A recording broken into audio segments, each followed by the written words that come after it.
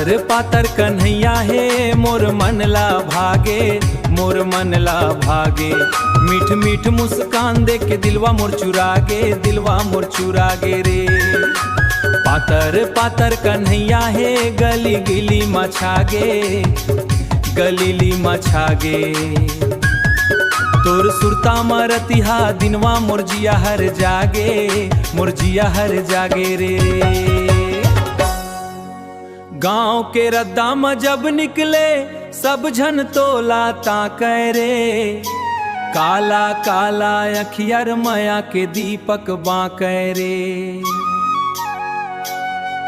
बांसुरी के तान सुना के मन के पीरा हर ले थे। तोर संग बैठे के सपना रोज रोज मन कर ले थे। बरखा के पानी झरझर बरसे रद्दा सब भींज जाए रे, रद्दा सब भींज जाए रे। संग भींजे के सपना मोला खूब सताए रे, मोला खूब सताए रे। मोर पनही मा संगे तब मन मुस्काए रे, तब मन मुस्काए रे। तोरे एक झलक देखे बर दौड़त दौड़त आए रे, दौड़त दौड़त आए रे। हाट बाजार में गजब मचा थस सबके नजर चुरा थस रे। धीरे धीरे बात कर थस दिल में घर बना थस रे। गोरी गोरी हंसी तोर फुलवारी जैसन महके। तोर नाव सुनत सुनत मोर मनवा हरखे। सावन आए फागुन आए माया कभू नहीं कम होवे।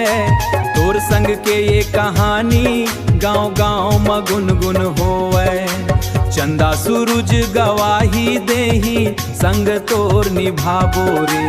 जन्म जन्म तक ए सजना मोर अखिया माए रे।